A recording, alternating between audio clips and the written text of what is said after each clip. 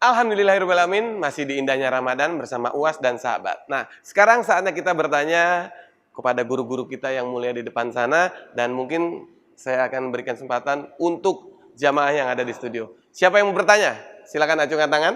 Yang mau bertanya? Waduh, ini ada yang mau bertanya? Oh, ya udah. Silakan kakak sebutkan nama dan silakan langsung bertanya sama guru kita.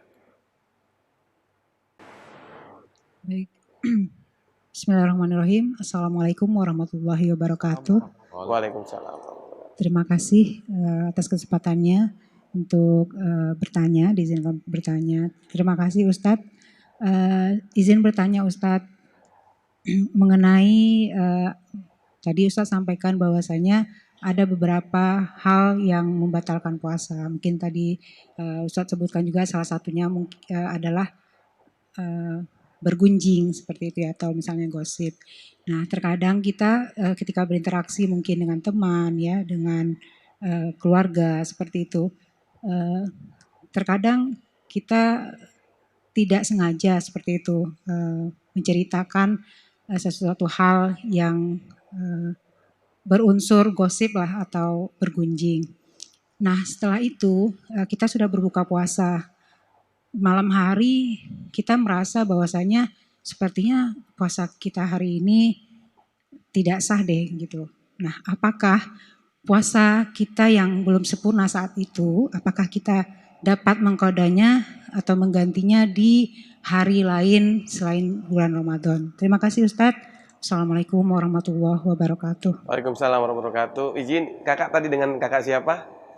Dengan Ratna Chania. Terima kasih pertanyaannya. Afwan, Tuan Guru Was untuk segera menjawab.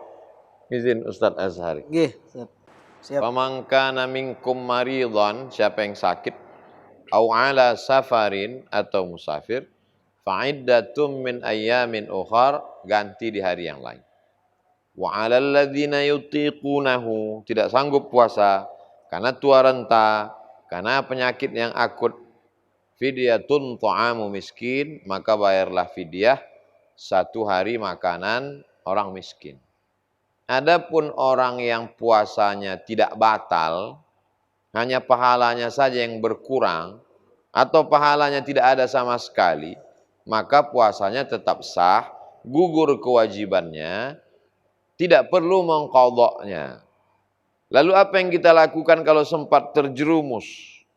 Walladzina idza fa'alu fahishatan, orang yang silap salah lalu terjerumus dalam perbuatan dosa, aw zalamu anfusahum, berbuat zalim, dzakarullah, segeralah berzikir mengingat Allah, astaghfirullahalazim. Dzakarullah fastaghfirullaha lidzunubihim, minta ampun kepada Allah atas dosanya itu, walam yusirru, lalu stop, berhenti, jangan lanjutkan. Karena sekarang banyak juga di antara kita istighfar itu tapi tetap lanjut. Si anu itu kemarin astagfirullah tapi memang Masya Allah. Itu namanya bukan istighfar stop, tapi istighfar to be continued. Nah, jadi yang pertama eling, ingat. Yang kedua ucapkan di mulut. Yang ketiga azam untuk berhenti. Itulah makna. Maka orang yang lebih mengedepankan istighfar daripada menyesal, dia seperti kal mustahzi, istihza, mengolok-olok, mengejek Allah SWT. Jadi rukunnya 3, an-nadamu fil qalbi, nyesal dulu dalam hati. Setelah nyesal, al-iqraru bil lisani, diucapkan dengan lisan, astaghfirullahalazim. Yang ketiga, alla ya'uda ilaihi abadan, untuk tekad kuat tidak mengulangi untuk selamanya. Jadi 3 proses ini mesti ada, menyesal, ungkapkan dengan mulut, dan tekad kuat untuk tidak mengulangi lagi. Mudah-mudahan taubat kita diterima Allah SWT. Amin, amin, rabbal alamin. Demikian, Allah. Bang Adi. Wallahu a'lam. Jazakallahu khair, Ustadz. Gimana kakak? Cukup ya dengan jawabannya? Alhamdulillah. Baik, saya akan kasih kesempatan untuk satu penanya lagi. Ada yang mau bertanya? Baik, kakak silakan. Ya, tidak lupa untuk menyebutkan namanya. Bismillahirrahmanirrahim. Assalamualaikum warahmatullahi wabarakatuh. Waalaikumsalam. Warahmatullahi. Terima kasih untuk waktunya kakak-kakak, Ustadz semuanya. Di sini saya ingin bertanya sebagaimana yang telah dijelaskan tadi bahwasanya imsak itu adalah menahan diri dari hawa nafsu dan apapun yang membatalkan puasa. Nah, eh, sebagaimana yang kita tahu bahwasanya ketika sahur itu batasnya adalah adzan begitu. Nah, tapi prakteknya ada beberapa yang masih makan sahur ketika adzan sudah berkumandang. Nah, bagaimana tanggapannya Ustadz begitu? Ya, syukran Ustadz. Assalamualaikum. Ya, Afwan Ustadz Azhari untuk menjawab. Iya. Bismillahirrahmanirrahim. Ustadz Abdus Somad sebenarnya yang Ya, salam. lebih berhak menjawab. Nah, Imsak ini ada dua. Yang pertama imsak secara sufistik tadi. Menahan segala sesuatu dorongan-dorongan al-hawa, asyahwah yang tidak baik dari dalam diri kita dan di luar diri kita berupa waswasah, godaan-godaan setan. Tapi yang kedua ada imsak ini salah satu nomenklatur fikih lokal ulama Nusantara. Kalau orang 15 menit lagi mau adzan, oh ini sudah imsak ini. 10 menit lagi mau adzan, oh ini sudah imsak ini. Jangan makan, jangan makan. Sebenarnya masih boleh makan. Tapi itu istilah fikih ulama lokal kita supaya untuk hati-hati agar kita bersiap-siap.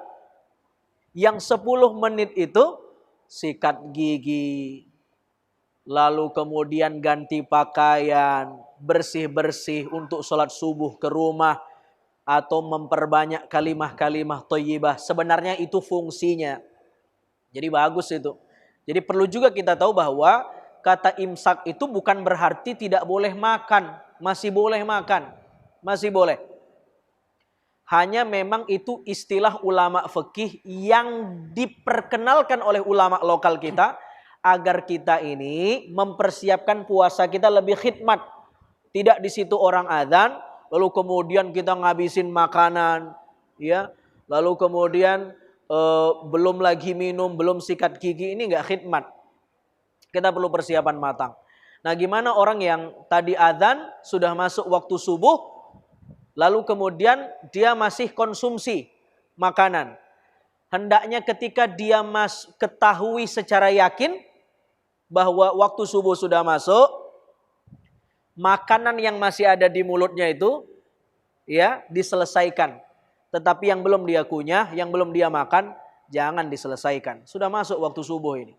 Yang ada di mulut itu rizkinya buat dia. Selesaikan, lalu kemudian yang ini yang belum dimakan, nah ini jangan dimakan lagi karena waktunya sudah masuk. Tapi lebih baik daripada itu adalah bagaimana kemudian kita bersiap-siap agar kemudian tidak di situ mau makan, di situ kemudian kita siap-siap memberhentikan makanan. Wallahu ta'ala alam. Masya Allah, alhamdulillahirrahmanirrahim. Ini pembahasan kita kalau diteruskan nih Ustadz, bisa sampai buka puasa ini Ustadz, dari imsak. Nah, kita kadang begini Ustadz, saya mau bertanya.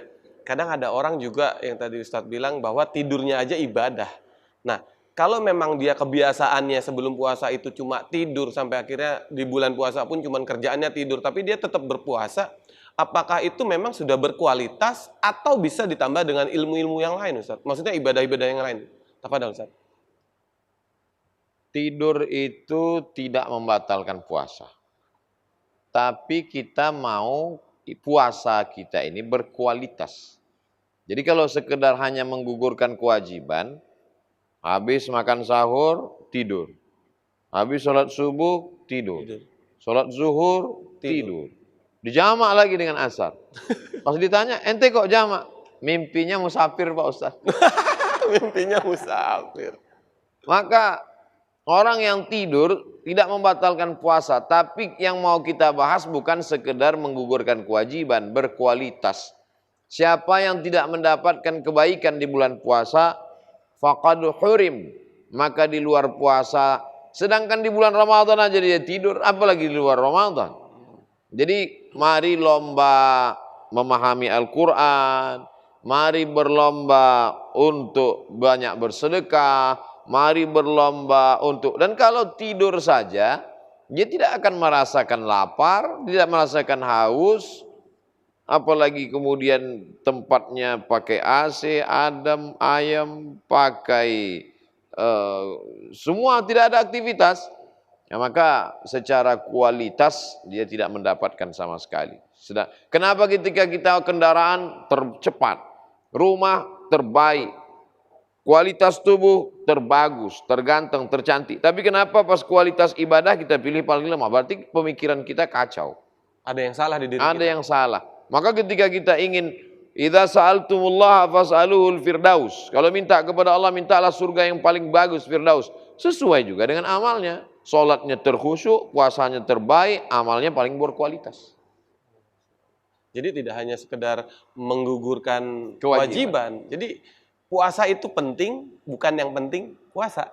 Nah itu, puasa itu penting tapi yang berkualitas. Insya Allah. Masya Allah, ini pembahasan kita tentang menggapai puasa Ramadan yang sempurna itu begitu, maksudnya kita baru tahu, saya pribadi pun baru tahu Ustaz, ternyata tidak hanya sekedar tidur, tidak hanya sekedar menjalankan ibadahnya, tapi banyak ibadah sunnah yang pahalanya pun dilipat gandakan. Lipat gandakan. Ustaz. Mungkin Ustadz Azhari bisa menambahkan secara singkat. Mudah-mudahan Allah beri kekuatan kepada kita tidak hanya menahan lapar dan haus di bulan suci Ramadan, tapi yang lebih sulit adalah bagaimana menahan pandangan mata dari yang tidak baik, menahan lintasan pikiran yang tidak baik, menahan tangan dari menjamah sesuatu yang diharamkan Allah, melangkahkan kaki ke tempat-tempat yang tidak baik, sehingga puasa kita tadi sebagaimana yang dijelaskan oleh guru kita, takhalluq bi akhlakillah, mencontoh sifat-sifat Allah Subhanahu wa taala, dalam artian ditahan mulutnya, ditahan nafsunya, ditahan egonya. Mudah-mudahan puasa kita puasa yang terbaik di tahun ini. Amin. Amin amin ya rabbal alamin. Masya Allah. Alhamdulillah rabbil alamin. Pembahasan kita ternyata sudah di penghujung acara kita hari ini, dan sebelum kita tutup, Afwan untuk berdoa dulu Ustaz.